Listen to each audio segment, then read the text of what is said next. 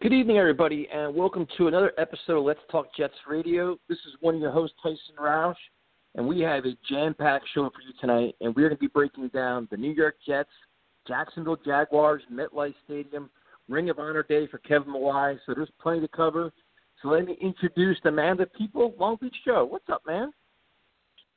Yo, what's going on, Ty? I'm so excited, man. Cannot wait to get into tonight's show. Can't wait to break tonight, break it all down, what we got coming up against the Jaguars. And, again, for everybody listening out there, I will be at the Jags game. Come over to the tailgate when I'm there. I'm going to announce it on my Twitter. I'm going to let you guys know. Come over and talk to me, man. For everybody that sees me, man, everybody, come over and talk to me. I want to talk about Jets football with you guys. I want to get into whatever you guys got going on there. So, again, come and talk to me. I will be at the Jags game. But listen, without further ado, I am the man of the people. I'm here for the people. Let me shamelessly promote our Facebook page. Everyone, go on Facebook. Search Let's Talk Jets Radio, okay? Listen to our content. It's up there as well. Go ahead and message us. We'll message you right back. We love going back and forth with people about this football team. Also, leave us some feedback, man. We love hearing about what you folks think we do here on Let's Talk Jets. So without further ado, Ty, let's go ahead and get into the show. I am fired up. Yeah, I am too, man. This is a big game. I mean, the Jets are 1-2. The Jaguars are 2-1. And the Jets win this game makes things a little bit more interesting than being 1-3. So I guess, Joe, the first thing we'll do is, make sure we congratulate Kevin Mawae. This is an honor, a well-deserved honor. I think he belongs in the Pro Football Hall of Fame. So, it's Legends Day at the stadium, so you're going to see, Curtis Martin and Joe Namath, all these guys. But definitely a well-deserved honor for Kevin Mawae. Absolutely. One of the best, offensive linemen to ever play for the Jets, ever play for our franchise, let alone play in the NFL. So it's a huge honor for him. And I want to congratulate him as well, man. I mean, that guy was a monster when he played. Absolute beast. He was out there throwing around a lot of guys that were extremely talented and just, absolutely leading the way for the Jets. So congratulations again to Mawae. Yeah, and then I guess we'll just transition over and we'll just start with the injury report. And this week there's some pretty big injuries for the Jets. We'll start out with the one I think is not the most glaring, and it's Matt Forte being out. I mean, the last couple of weeks, you and I have both been saying to play Elijah McGuire more, let Bilal Powell start, make Matt Forte the third guy. Now he's out. They signed the guy from New Orleans, Cadet. But, this is, to me, is not that big of a deal, Joe. I think Powell, McGuire getting more reps is a good thing. So, for me, this injury is not a huge ordeal for the Jets. Yeah, to me, it's not that huge of an ordeal either. Like you said, we've been talking about getting the two younger guys in Powell and McGuire, more snaps, getting more of them out there. So I think they'll fill in nicely for that. I mean, this almost kind of might be a blessing in disguise because we want to see Powell finally be that lead back, finally get the start, finally be the guy that's out there getting most of all the plays called for him. Just because of the type of dynamic that he adds to the offense, the speed that he adds to the offense. So, it kind of is what it is, but I'm looking forward to seeing Powell and McGuire just be used in that tandem back role and see, what they can get out of this offensive performance that we're going to have against the Jags coming up. Yeah, I agree with you, man. But then when you go to me, what I think is a significant injury, it's Brandon Shell's probably going to be out. Mm-hmm. He's doubtful, but if you read the tea leaves, I think it's pretty safe to say that he will be out. What are your thoughts on that, man? He seemed like he played pretty well last week. I mean, he gave the sack late where everybody kind of criticized him for it, but then you're going to go to either Ajalon or Brent Qualley. Is that a big drop-off in your opinion? Yeah, to me it is. Shell was kind of just getting the footing under him. Like you said, he had a solid week last week. Now we're going on to Qualley or we're going on to Ajalana, two guys that, Ajalana especially has been very shaky. Qualley, like they're backups, and they're backups for a reason. When you look at the Jags front, though, and I know we're going to get into their defense, this is a very good front. They also have backers that rush the passer extremely well. They can do a lot of the same things that we've talked about other teams doing against us as well. They got guys that can get around that edge and get to you.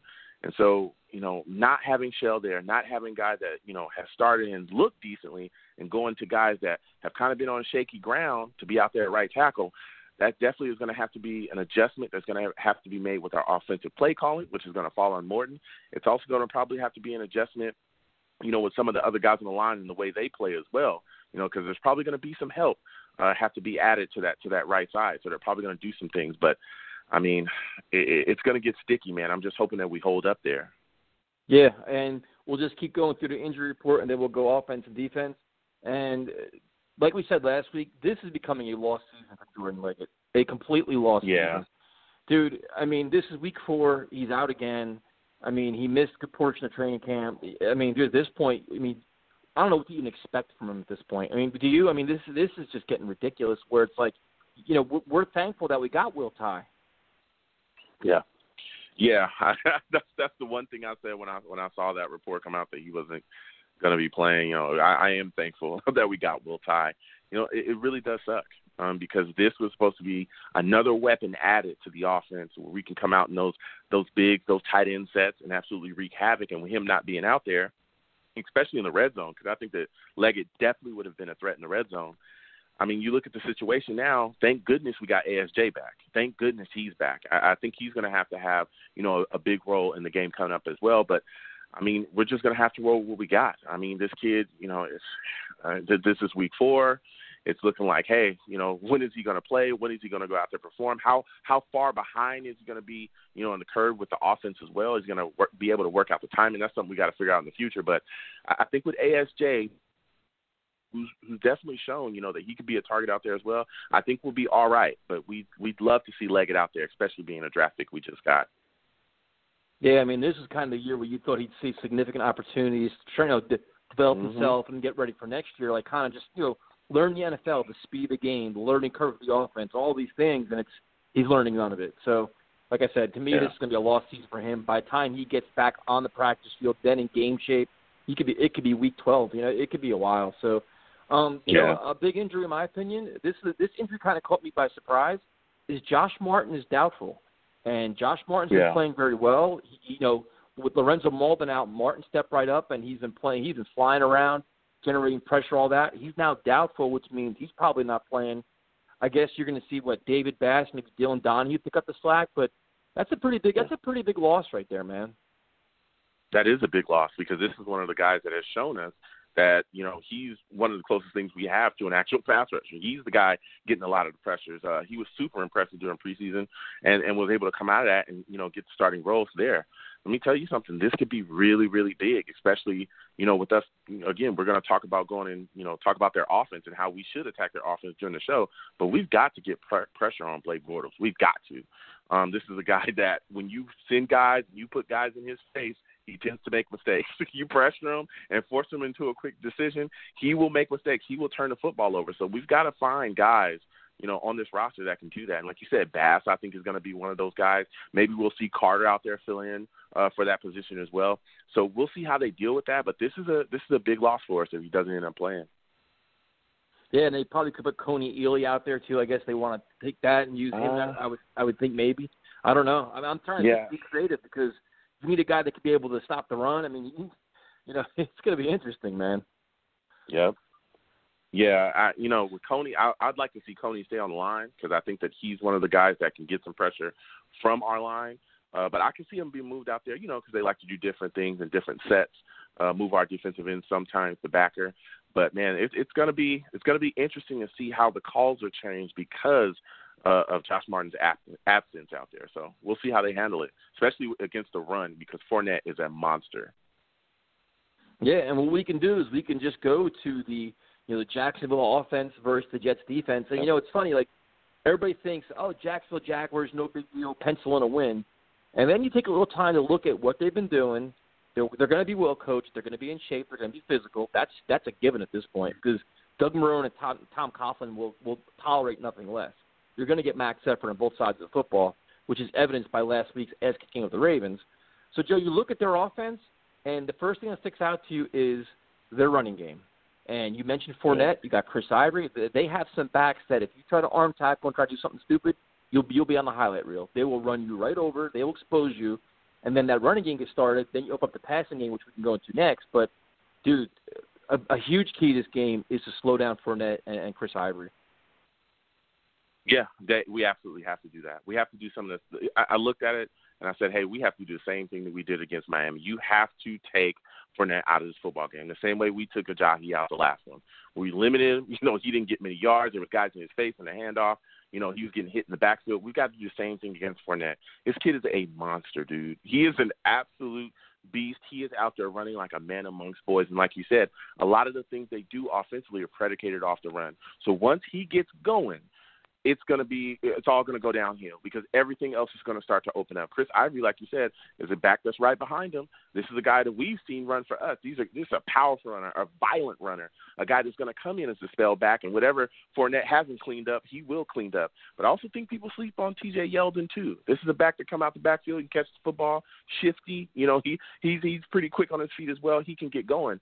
There's a lot of things that they do off that run game, and we have to shut it down because once you shut that down, you put the ball directly into the hands of one of the most volatile quarterbacks in all of football, Mr. Blake Bortles. And you'll be asking him, hey, beat us. And if you do that, man, I'm telling you, Blake is going to give you some chances during this game to absolutely blow their doors off. So we've got to shut down this running game. No, I agree with you. I mean, that's going to be probably the biggest key of the game, and to stop the running game and put pressure on Bortles, who does make big mistakes. He's played well so far, and I'll give him credit for that. And what he's done is he's done an excellent job spreading the ball around, Joe. And, one of their targets is one of our weaknesses. Mercedes Lewis, a tight end that's got size. Yep. He's got 3 touchdowns already. If our linebackers take a play off, he's going to be there. Then you have Alan Hearns, Marquise Lee. That's your boy out there from USC. They got some playmakers on offense that if we can't stop, you can't stop the run, the play action pass will be there all day long. And like I said, Bortles, while he is erratic and kind of crazy, he spreads the ball around. If these guys are in space, they can score. Yeah. Bortles is very up and down. This is a guy that can be absolutely garbage one day and then the next day be decent. And I think with the offensive weapon that he has surrounding him, his decent performance, if he can get the ball in the hands of these guys, like you said, like Marquise Lee, Alan Hearns, dude, they can do the rest. Allen Robinson is actually out with a knee injury as well. He's going to be done for the season. But, man, the offense, I think, would be way more explosive with him added to that as well. When you look at this situation, like you said, the big tight end, man, Mercedes Lewis actually went to school with this guy at Poly. We all knew he was going to the NFL. That guy was a beast in high school. He's still very beastly in the NFL as well. I'm looking to see the matchups with our linebackers. Now, we've talked about this dang near all season so far. Hey, Lee, Demario Davis, they had a solid game last game, but where's the consistency? Because up before that, we were all saying, hey, we should probably bench Lee if he has another bad game, and where is Demario Davis? Well, I think some of these plays, they're going to match up with him. How is Bowles going to call that? Is he going to allow Lee to cover Lewis? Is he going to allow Davis to cover Lewis? Is he going to go back again with these 3 safeties where he's got Adams on Lewis? Whoever covers Mercedes Lewis, they have to keep the ball out of this guy's hands. They have to stick to him like glue because he's a guy that after the catch is absolutely ferocious, man. He's a big target, and once he gets the football, he just sheds safeties and corners like nobody's business, and he gets moving. And he's an absolute weapon in the red zone, too, because he's such a big target as well. Marquise Lee, you know how I go. He's from USC, but he's on the other side of the ball right now. Okay, I'm not feeling him. You know what I mean? I'm not feeling you. Even if you went to school I love, and you play for the other team, I'm not feeling you right now. But he's a guy that's shifty as well. A quick receiver that, again, once you get the ball in this guy's hands, plays. Alan Hearns, man. This guy has been doing it and doing it well for years. This guy's been out there. Again, he's been paired with Robinson. He's that number 2 receiver. Now he's the number 1. He's going to get a lot of targets as well, and he's a very good route runner. So we have to find ways to get these guys covered. Ben is a good wide receiver as well. Really is Ben they have out there. He's a shifty and quick guy as well. They have so many targets out there that once you get the ball in these guys' hands, they can explode on you. But we have to wrap up. We have to make tackles. You can't miss tackles like we've done in the past where we had a lot of games where guys just falling all over ourselves. You do that against any one of these guys, and they will house you every single time. No, I agree. I mean, this is the kind of game where, obviously every game the line of scrimmage is important, the battles in the trenches and all that stuff, but you got to stifle the running game, and you got to get Blake Bortles unsettled. You got to get him the happy feet. You got to get him erratic. You got to get his head down. You can't let him get comfortable. And that's the one thing where them being well coached makes this game interesting, where it's like there's going to be some good X's and O's going on. This is not your same old. This isn't your mom's Jaguars. This is a new school Jaguars team that's gonna. It is, dude. They're going to be well coached. That's it's just a fact. And the Jets are coming off a game where they coached well themselves, but now it's like there's going to be a taskmaster here, and it's going to be all right. Yeah. Stop the run. Get after Bortles. The injury to Martin's a concern, but the Jets got to find a way. And I think they're going to try to implement the same game plan, like you said, where This is where I think having Terrence Brooks helps a little bit. That free safety look can help them. They can change things up, fly around, generate pressure that way, send buster screen, try those different things. But, man, it's an interesting matchup. And like I said, my honest concern is that Demario Davis is coming off a phenomenal game last week. You need the same effort this week. There can't be no letdown for him or Darren Lee, because if you arm tackle or give up the middle of the field, right up the middle, dude, it'll be a long day. They will hold the ball for 38 minutes this game. You cannot give up the middle of the field. You cannot get worn down. You can't let them wear you down with long drives. Well, on third down, get off the field. You have to, Joe. Or this, I'll tell you, this is a team that they'll put numbers on you. Yeah, they absolutely will. And I think one of the key matchups, and you brought it up, is the matchup with screen. I think we'll see Lee. I often see him in the slot, at least Lee and Ben sometimes move around in the slot within that offense. If Screen is in that slot, he needs to cover, and he needs to play well. This is another guy who had a great game. Like I said, it was like a light switch just switched on, and everybody just started playing well against the Dolphins, but we need to see consistency in this team. So is Buster Screen back? Is it the guy that we first brought in when he was playing solidly out there in the slot, and we could depend on him in the slot to shut guys down? Because if he is, then that's something that we need to see in this football game, because if he doesn't play well and goes back to the Buster Screen in the first 2 weeks that we were playing football here in the NFL, it's going to be a long day because, again, Marquise Lee and Ben, they do not play any games out there. And once they get open and they catch footballs, it is going to be heck to bring them down, man. So you've got to find ways to make sure that these guys are consistently covered. There should be no blown coverages, no missed assignments, no mistakes, because this football team with this offense, the second you start going back into that old mode in the first 2 weeks, that is a quick fix for you. They'll put TDs up on you left and right, and you'll be out of there. Yeah, I mean, the biggest concern is just don't let Fournette wear you down. Don't let him grind you down and pound you. In the third and fourth quarter, you're just so tired that that's where the big plays break open. Like I said, then the play action pass, everything else. And then, Joe, I think this is the bigger concern to my point. You look at the Jacksonville defense, and their strength is undisputably the Jets' weakness, and they have 3 pass rushers that can get after it. They have 2 corners that can shut things down. Matchup problems, Joe, and this isn't being anti-Jets. This is just being what you see. The talent they have on defense is impressive. It really is. You look at we'll start with the back end first. They have 2 corners that can shut down Curley and Curse. These guys, Jalen Ramsey and Bouye, I didn't say his last name, Bouye, whatever his last name is. Dude, these 2 corners can take away our 2 receivers and not even worry about it. So that to me is already like, all right. Your two receivers are going to be stifled a little bit. That means you got to hope that either, say they shut down Robbie Anderson and Curse, that Curley and Ardarius Stewart have got to make plays over the middle of the field. And then you take another step further is you mentioned Seferian Jenkins earlier in the show, another guy, dude. You got to take advantage of plays over the middle because I think the outside receivers are going to struggle. Yeah, I mean, dude, they got guys. It's crazy. Like you said, this defense is just loaded with talent. I mean, they can send guys at you, pass rushers you in waves, I mean, just all night long. Like Lionel Richie said, all night long. I mean, they got so many guys up front that can get after you. But let's just talk about this cornerback spot. Jalen Ramsey, who I think honestly is playing some of the best cornerback in the league. I think this kid is special. I think that he's gotten better and matured every single year. He is a guy that can take away Curse easily. And over on the other side, A.J. Aboye, they went and bought him last year, man. We were talking about him on the show. I was very interested in bringing him to the Jets when we had the cap money, but they went and got him and brought him in. This is another corner on the other side that can shut down our number 2. So when you look at that situation, whether it be Curley on one side and Curse on the other, we have to get production from our slot. And with Pete going on the IR, now that opens the door for Hansen and Stewart to be used. There. These guys, all right.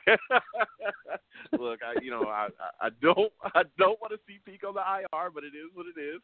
Now you look at the situation where, hey, Stewart and Hansen, these guys have to be used. They have to get snaps out there, and they have to produce. That's going to be a matchup that I think is going to be extremely important here. That slot receiver, that third receiver, if we go 4 receivers as well, that third and fourth receiver has to win their matchups because the corners on the outside are so tough.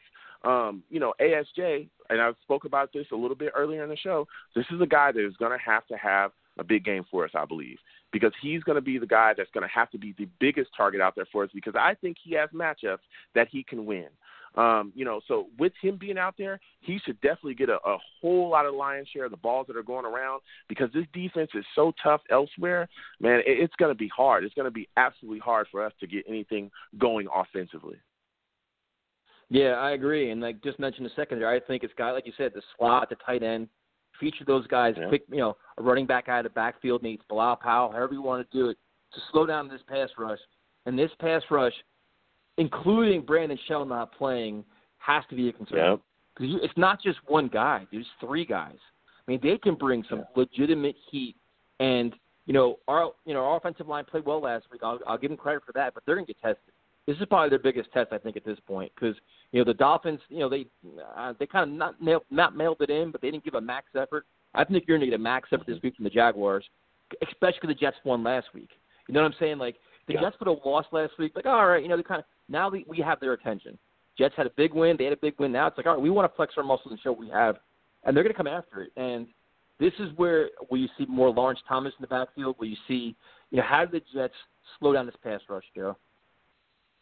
And that's the question. And especially with, like you said, with Shell going down, that presents another question mark on our offensive line because now we got to figure out is Ajelana or Quali, which one of these guys is going to be a step up and can they fill in? Because this Jaguars defense up front is something stout, man. I mean, you got Malik Jackson, you got Jones, you got Campbell out there. Plus, Lesney is a solid backer as well. Jack, this kid is young. He gets around the edge. He's a quick one, too. They've got so many guys that can keep sending at you. They got a guy, another defensive tackle named Day, who I think is very solid as well. He actually, comes in behind. He's in the rotation behind Malik Jackson, too. This kid is good, too. So they got so many guys that they can attack you with. We have to get these guys blocked. And, with us not having a fullback, you're going to have, Thomas, or maybe you have to bring in another offensive lineman again, which, sometimes when you do that, you almost kind of hold up a sign saying that you're running because if you're not running, you're kind of taking away a pass-catching threat from that situation. So, man, it's going to be tough, man. It's going to be tough, but I'm just hoping that they can get guys blocked so that they aren't in McCown's face. I don't want to see McCown turn the ball over either or get antsy, get happy feet too, like we talked about Bortles having. Or get beat so bad or get beat around so bad that, he's just get hit with strip sacks and different stuff like that.